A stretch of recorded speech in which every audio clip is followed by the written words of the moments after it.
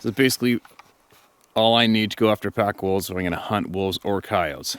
Good optics, a rangefinder, a good straight shooting gun, long range or short, whatever outdoor speaker you prefer, favor to Bluetooth up with your phone, and of course your phone with one of my hunting apps on it, and the wolf hunting trapping chapter included in the app.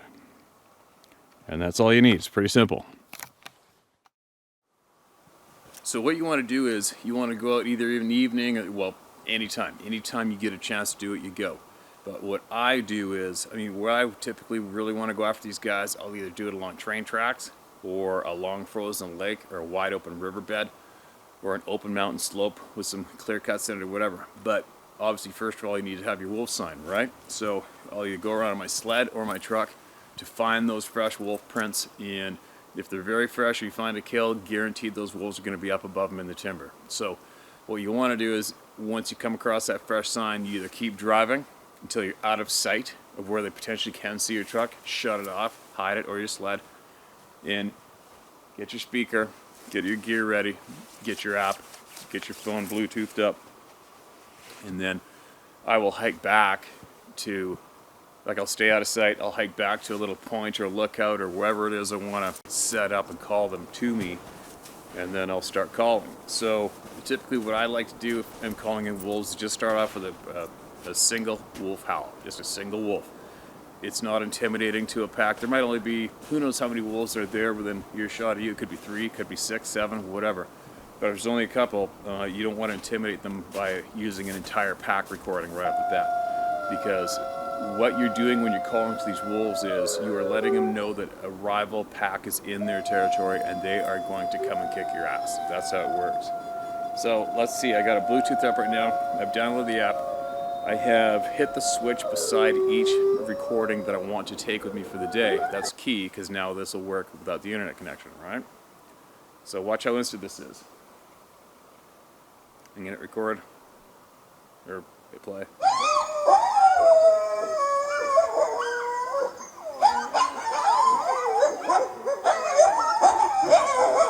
Okay, so that was multiple coyotes.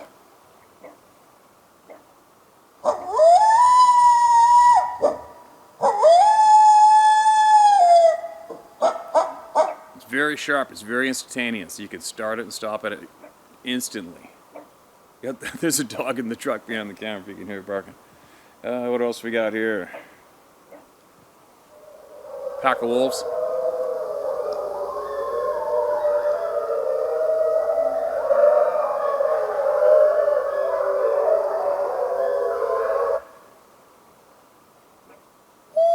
Single wolf. 2.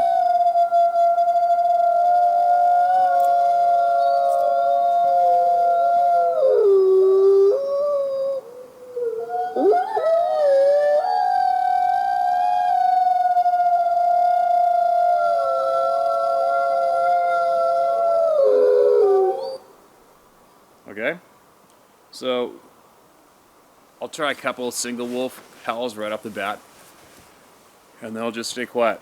And sometimes it's just like turkey hunting for a lot of you guys that hunt turkeys, or elk. Sometimes you can be calling to them and not get anything in return, and turn around and there's one standing there right there.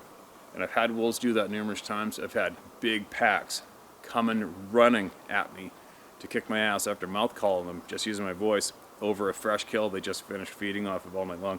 And they didn't make one sound. They never replied to me once, but they were all running straight to us, and myself and the hunter, to come and get us. And so that's the best thing you do. So what you do is you do your traveling, you find out where those wolves are, you get set up, you drive past them on your sled or your truck, and then you park, and then you walk back into sight, and you wait at least 15 minutes or so. Wait for their attention to calm down and mellow out after they've been aware of watching that motor vehicle, that sled go by. Okay? Give them about 15 minutes to casually mellow out, get yourself in a position, set up your speaker wherever you want, away from you, beside you, doesn't really matter, because if your setup is correct, it's not going to matter if you are beside the call or not, because you got a high power rifle obviously, and you're going to tee off on them when you see them.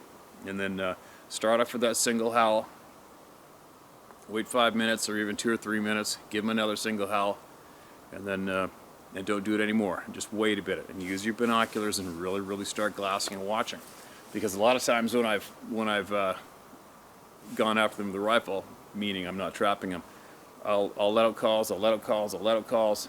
I prefer big wide open spaces, big riverbeds or frozen lakes, and I will glass the living crap out of the other side, the far side, and then all of a sudden, typically all of a sudden, boom, there's just a wolf standing there looking a lot of times. So that's why the binoculars are going to be really important, all right?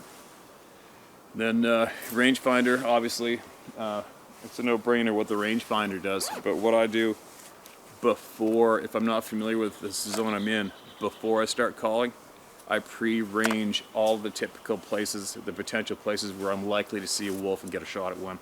I'll pre-range it, okay?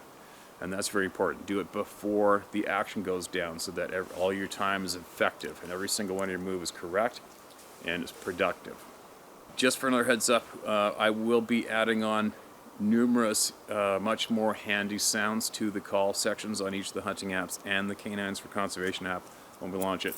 And a lot of the new calls coming are going to be various wolf sounds, various new coyote sounds as well. We're going to put out a recorded ravens, because all predators and ravens go hand in hand. If you put a whole pile of ravens up there over top of a kill, they're gonna bring in grizzly bears from afar, black bears, and wolves and coyotes. It's just ravens and predators are hand in hand. So we're going to be adding on some important raven sounds as well, and maybe even some eagle sounds, bald eagle sounds, typical scavenger bird sounds. And we're going to put some good recordings on there for that, and that'll be very effective as well. All right, so good luck.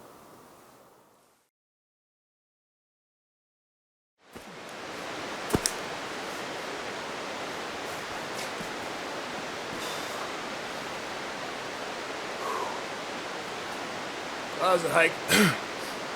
You saw yesterday, I tracked that pack, and I took note they crossed the river, right? And there's a big timber patch up above that river, so I took note of that. Got up early this morning, fed the horses, went after them. I set up a call. I'll show you which one I used. I used a single wolf call.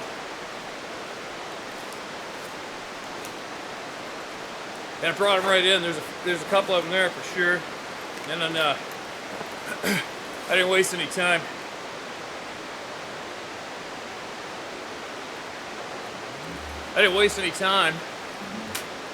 And I teed off on the first good shot I had. And I'd show you, it's not about glorifying the death. This is just something that has to be done, okay? And it's a little messy. It's a little messy on this side of the wolf. It's a 300 short mag, but I got the job done, and I'll keep on going until I get a good handful more of them and get it leveled out some more, and it'll as well help these other ones continue to be healthy, you know. So have a listen. This is on the conservation tools chapter of one of my hunting apps. It's the Moose Hunter app. I've been using it right now, and here it is.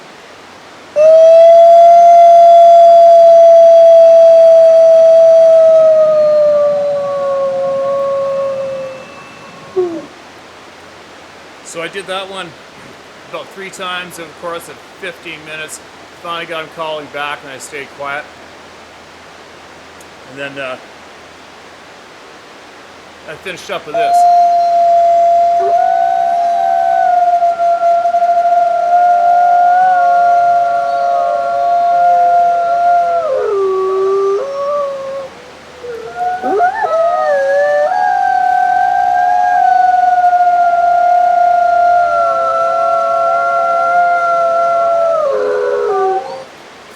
You can hear the river in the background, and kind of made it into the water a bit, but I got it.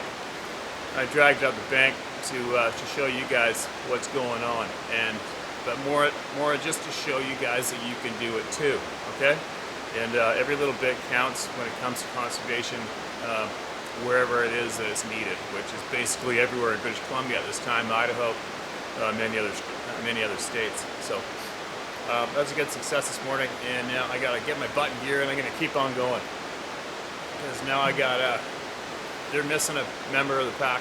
I'm gonna try slipping away down down valley a little bit, possibly, and see if we can't sucker him in with a different call that I haven't used yet this morning. There you go. But there you go. That just goes to show you that as long as you keep trying and keep going, you'll make it happen. It'll work, and you'll make a difference.